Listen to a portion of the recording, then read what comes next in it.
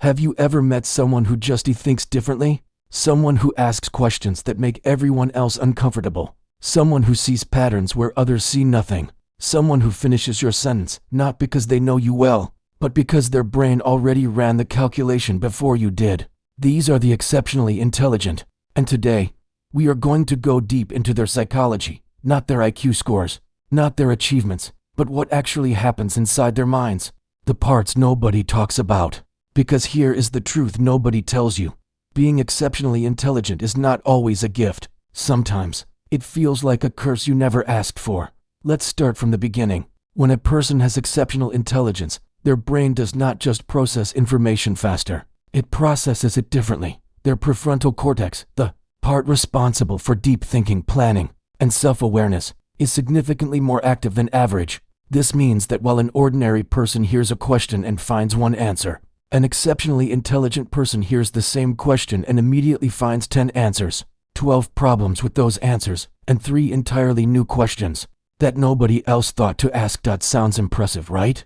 Now imagine living with that every single day. You are at dinner with your family and someone says something casually incorrect. Your brain has already calculated exactly why it is wrong, what the actual data says, and 3 historical examples that prove it. But you have learned, through painful experience, that correcting people does not make them like you, so you stay quiet. And that silence feels like a small death every single time. This is the first psychological trait of exceptionally intelligent people, the burden of awareness. They are aware of more than they want to be. They notice the tension in a room before anyone says a word.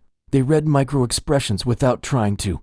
They sense when someone is lying, when a plan is going to fail, when a relationship is slowly breaking, often long before it actually happens. And knowing things before they happen does not bring peace. It brings anxiety. Research consistently shows that people with higher intelligence have significantly higher rates of anxiety disorders, not because they are weak, but because their brain is running simulations constantly, predicting outcomes, calculating risks, preparing for scenarios that have not happened yet.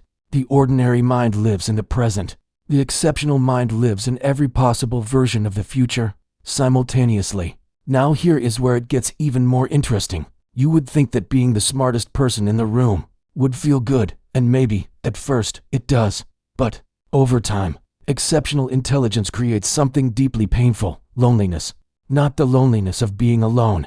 The loneliness of being surrounded by people who simply cannot reach you where you are. Think about it.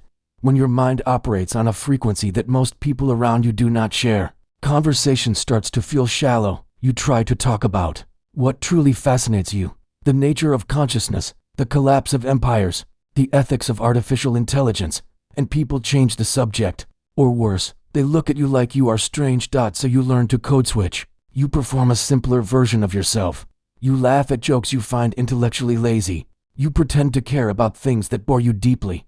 And over time, you forget which version of yourself is even real. This performance is exhausting, and it is something almost every exceptionally intelligent person knows intimately. But here is the part that will genuinely surprise you. Despite all their intelligence, these individuals are often paralyzed by self-doubt. Psychologists call it imposter syndrome. The persistent feeling that you are a fraud, that your success is luck, that one day everyone will figure out you do not actually belong. And research shows that the more intelligent a person is, the more severely they tend to experience this. Why? Because intelligence gives you the ability to see your own flaws with brutal clarity. You know exactly how much you do not know. You can list every mistake you have ever made in perfect detail. You are aware, more than anyone else, of the gap between where you are and where you could be. The less intelligent person says, I did great. The exceptionally intelligent person says, I did okay. But here are the 17 ways I could have done it better. That voice never stops, and living with that voice requires a kind of strength that most people never see from the outside. This is just the beginning. How do these people actually feel? In relationships, in failure, in their most private moments? Because intelligence does not protect you from pain. In many ways, it makes you feel pain more completely than anyone else. Let's talk about love. First, exceptionally intelligent people are among the most devoted, thoughtful, and deeply feeling partners you will ever meet. When they love someone, they love them with their entire mind, which means they have already thought about your future together, anticipated your needs, analyzed your patterns, and built a mental model of you that is probably more accurate than you realize. But this same quality that makes them incredible partners also makes relationships incredibly difficult. They overthink everything. A 3-word text message becomes a subject of analysis. Silence in a conversation gets dissected for hidden meaning. They replay arguments not out of stubbornness, but because their brain genuinely cannot let go of an unresolved problem. And to them, a conflict in a relationship is a problem that demands a solution. They also have a deep, almost desperate need for intellectual intimacy. They do not just want someone attractive or kind. They want someone they can talk to at 3 in the morning about why humans fear death, or whether free will actually exists, or what their childhood really did to them. Without that connection, they feel alone even inside a relationship, and so, many of them stay in relationships far longer than they should, not out of weakness, but because they have already invested so much thinking into this person, that walking away feels like abandoning a project they poured their soul into. Now, let us talk about failure. When an ordinary person fails, they feel bad for a while and then move on. When an exceptionally intelligent person fails, they do not just feel bad. They conduct a full autopsy. They go back to the beginning. They trace every decision. They identify every moment where they could have chosen differently. They build a complete case against themselves, thorough, detailed, and completely merciless. This is not self-pity. It is actually their intelligence turned inward like a weapon. The same analytical ability that helps them solve complex problems becomes the thing that tears them apart when something goes wrong. They cannot simply forgive themselves and move on. They need to understand, and sometimes, understanding takes years. This is also why many exceptionally intelligent people struggle with perfectionism so severe that it becomes self-destructive. They set standards for themselves that are genuinely impossible to meet, and every time they fall short, which is inevitable, because the standards were never realistic, they take it as proof of their inadequacy. The painful irony is that the things they create, the work they produce, the ideas they develop, are often extraordinary by any objective measure, but they can rarely see that, because they are always comparing their output not to what others produce, but to the perfect version that existed only in their imagination.